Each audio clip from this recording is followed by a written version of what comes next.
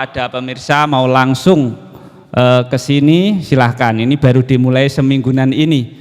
Jadi insya Allah minta doa restunya untuk agar bisa istiqomah selalu. Jadi nanti kalau mau dibacakan kitab apa, dibacakan kajian apa, silahkan bisa ditulis di kolom komentar dan yang lainnya. Atau silahkan menghubungi admin Madu juga bisa. Jadi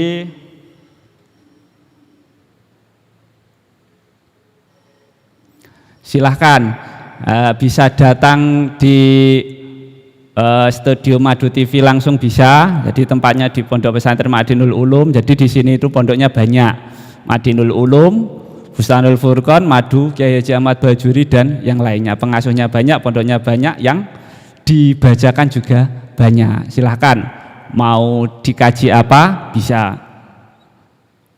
Jadi mau menambah ilmu. Jadi ilmu itu apa itu jenenge, ilmu itu dicari, cara bahasanya diparani, didatangi. Di sini bisa sambil ngopi, sambil rokokan, bisa tanya jawab tentang masalah agama, bisa langsung. Nanti untuk selanjutnya, atau kalau hari ini belum bisa datang, besok atau seterusnya bisa. Jadi umum, siapapun itu, everyone, everything, selalu ada pengajian di pondok pesantren. Jadi jangan hanya kita itu tersibukkan dengan masalah dunia saja. Coba sirami hati kita itu dengan pengetahuan agama Islam, tambah wawasan. Mau memperkuat iman, memperbaiki ibadah agar sesuai dengan ketentuan syariat Islam, bisa. Dimanapun tempat. Jadi di sini di Madu TV, Madinul Ulum menyediakan tempat. Jadi ngopi, ngaji bareng bersama. Jadi untuk selanjutnya kita lanjutkan dulu pembahasan kitab Fathul Qoribnya. Ini masih pembukaan, muqaddimah Fathul Qorib. Jadi belum masuk bab. Enggak apa-apa untuk kita itu tahu bahwa pengarang-pengarang kitab dahulu itu tidak melulu membuat kitab itu tidak karena dirinya sendiri, tidak karena materi, tidak karena untuk mencari pengikut, tidak. Itu mereka itu semua dilakukan karena lillahi ta'ala. Waliyakuna wasilatan linajati yaumiddin wa naf'an li ibadihil muslimin. Dan agar kitab ini, maksudnya ini masih pembukaan yang diucapkan oleh pengarang kitab Fathul Qorib, agar kitab ini menjadi wasilah di hari kiamat nanti dan bermanfaat bagi orang-orang muslim semua. Jadi Mbah Yai pengarang ini membuat kitab itu bukan undang-undang aturan beliau sendiri. Beliau itu memproses dari Al-Quran, dari hadis, dari tafsir. Jadi kan seperti itu. Akhirnya muncul kita itu mudah untuk mempelajari kitab fikih itu lewat seperti itu. Jadi nanti kita kalau belajar itu rukun wudhu ada 6, syarat wudhu ada sekian, caranya sholat ada sekian, rukun sholat itu ada sekian. Jadi kalau kita langsung mengambil mentah-mentah dari Al-Quran itu kita tidak pakarnya, enggak fak. Bahkan kalau apalagi kalau kita langsung pengen mengambil hukum langsung dari Al-Quran hadis, ya enggak bisa. Ya bisa tapi kayak sulit banget. Kayak Imam Syafi'i, Hambali, Hanafi, Imam Madhab seperti itu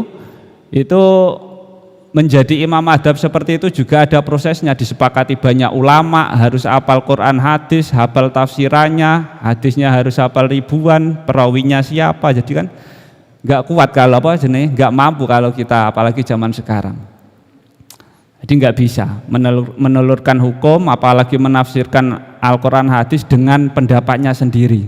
Barang siapa menafsirkan hadis dengan pendapatnya sendiri, maka persiapkanlah pijakan kamu di neraka, kan seperti itu karena hadisnya. Jadi tafsiran itu harus sesuai dengan apa yang diajarkan Rasulullah. Ada mudahnya gimana? Rasulullah semisal membacakan Al-Quran terus nanti Rasulullah itu kasih tahu, iki maksudnya ayat ini ku seperti ini. Jadi nggak bisa langsung ra'yu atau pendapat kita sendiri itu tidak bisa. Bismillahirrahmanirrahim. Innahu sami'u du'ai ibadihi wa qaribun mujibun. Sesungguhnya Allah itu adalah zat yang maha mendengar doa hambanya dan juga zat yang maha dekat dan juga maha mengabulkan. Di Allah maha pendengar itu apa? Maha yang segala hal yang kita inginkan, segala hal yang kita ucapkan, entah itu ucapan secara lisan ataupun hati, Allah itu mendengar semuanya. Di pendengaran Gusti Allah itu tidak ada yang samar bagi kita. Di bisik-bisik pun, bahkan omongan di dalam hati, Allah itu maha tahu. Allah maha dekat, lebih dekat daripada hati kita sendiri. Allah maha mengabulkan, sudah jelas. Jadi jangan sampai kita bosan-bosan meminta pada Allah. Allah sendiri suka, paling suka Allah itu ketika kita meminta. Gusti Allah itu paling suka ketika kita meminta. Apa itu namanya? Jadi jangan pernah bosan-bosan ndonga ning Gusti Allah. Ya Allah minta ipun, ya Allah minta mobil. Enggak apa-apa yang seperti itu. Jadi ketika orang muslim berdoa itu tidak ada ruginya. Maksudnya gimana? Ketika Allah mengabulkan itu menunjukkan bahwa Allah itu maha mampu mengabulkan segalanya. Ketika Allah itu tidak atau belum mengabulkan, itu bukti bagi Allah itu maha kuasa, maha bisa, maha tidak ada yang bisa mengintimidasi ataupun memaksa. Jadi keduanya itu sama-sama baik menurut orang Islam. Jadi itu namanya tidak pernah mengurangi sisi keadilan dan sisi ketuhanan Allah Subhanahu wa taala. Ketika Allah belum mengabulkan, itu berarti bukti Allah itu tidak ada yang bisa mengintimidasi ataupun memaksa. Wa man qasadahu la yuhibbu. Barang siapa yang menyengaja tujuannya untuk Allah, maka tidak akan ada ruginya. La yuhibbu, tidak akan ada ruginya. Maksudnya gimana? Ya meskipun kelihatannya itu tidak kayak tidak ada apa-apa atau kelihatannya sia-sia, semuanya itu pasti nanti akan ada imbalannya, pasti. Apalagi kalau imbalannya berupa akhirat. Akhirat itu selalu lebih daripada hal-hal yang di dunia. Ketika di dunia itu merasa sakit, kalau sakitnya di akhirat itu lebih lagi. Kalaupun di dunia kita merasa enak, kalau di akhirat itu lebih enak lagi, lebih lama, lebih awet. Karena apa? Sifatnya dunia itu sifatnya adalah hilang, habis, dan musnah, meninggalkan, kan seperti itu. Tapi kalau akhirat itu sifatnya itu kekal, abadi, awet, dan enaknya enggak habis-habis, kan seperti itu. Begitu juga sebaliknya, kalau rasa sakit itu juga tambah lebih sakit lagi. Selanjutnya wa idza sa'alaka ibadi anni fa inni qarib. Ketika Nabi Muhammad, wahai Muhammad, ketika hambaku tanya padaku tentang aku, maksudnya Allah, tentang Allah, katakanlah fa inni qaribun. Katakanlah sesungguhnya aku ini adalah maha dekat. Allah itu maha dekat, lebih dekat dari apa yang terdekat dari diri kita sendiri.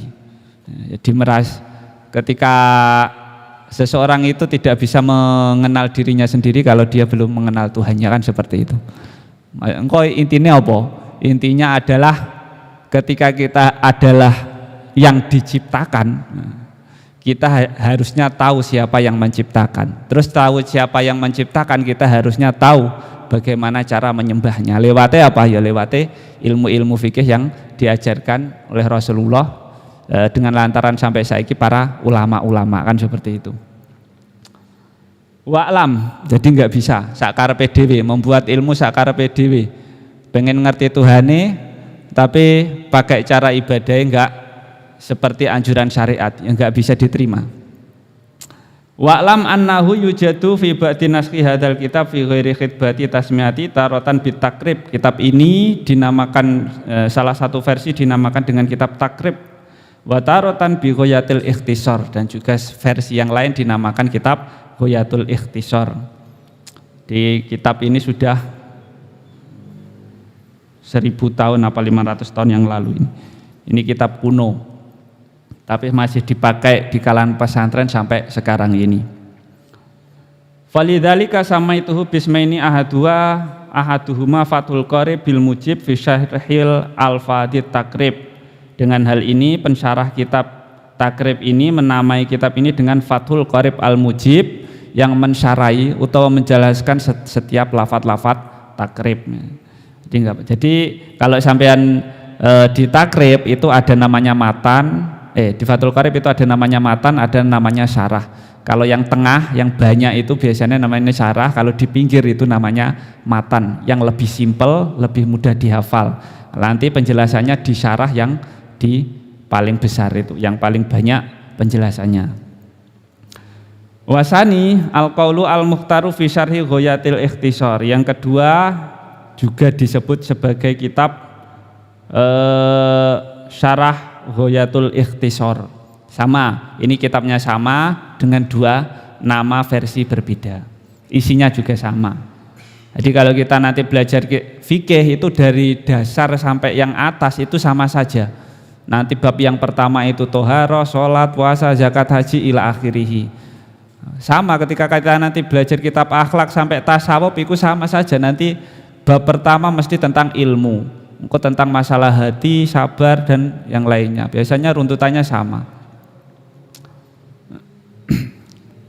Qala Syekh Al-Imam Abu Thayyib, Syekh Imam Abu Thayyib wa yastaharu aitun bi Abi Suja, yang masyhur disebut Abi Suja, Syihabul Millah Waddin, yang berjuluk Syihabul Millah, obornya agama, yaitu nama aslinya adalah Ahmad bin Husain bin Ahmad al-Asfihani, Sakyawahu sarahu Sobi barrahmati warridwani wa askanahu a'la faradisil jinan. Semoga Allah memberikan rahmat dan juga ridhonya dan menempatkan beliau di surga Firdaus. Syekh Abi Suja berkata, pengarang kitab Fathul Qorib berkata, Bismillahirrahmanirrahim. Ini baru dimulai pembukaannya. Bismillahirrahmanirrahim. Ibtida'u bi kitabi hadza. Saya memulai kitab ini dengan mengucap Bismillahirrahmanirrahim. Lafaz Allah itu apa? Allah itu ismun lidzatil wajibil wujud, nama bagi zat yang pasti wujudnya. Pasti wujudnya itu adalah Allah Subhanahu wa taala utawa Al-Khaliq. Jadi kalau kita sebagai sebagai makhluk pasti ada yang namanya Al-Khaliq. Al-Khaliq itu sang pencipta. Sang pencipta itu pasti aneh. Kita lihat matahari, bulan, bintang, pohon dan yang lainnya, atau melihat diri kita sendiri.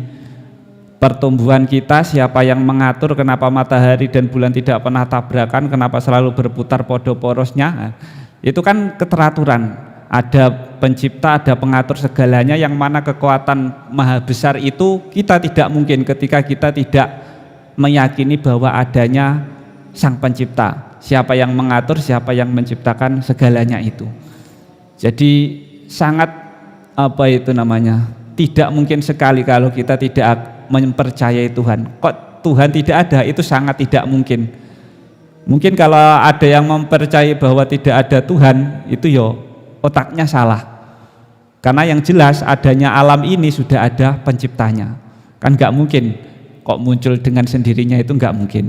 Jadi betul. Allah itu adalah nama bagi zat yang wajib wujudnya, pasti ada, tidak mungkin tidak kan. War-Rahman ablaghu minar rahim. Lafaz Ar-Rahman itu lebih mengglobal daripada Ar-Rahim. Karena apa? Ar-Rahman itu kalau dimaknani Pak Guru saya itu yang maha welas asih ing dalam dunia akhirat. Maksudnya belas kasihnya Allah itu menyeluruh global. entah dia itu kafir, munafik, Islam, mukmin atau semuanya mendapat rahmat Allah.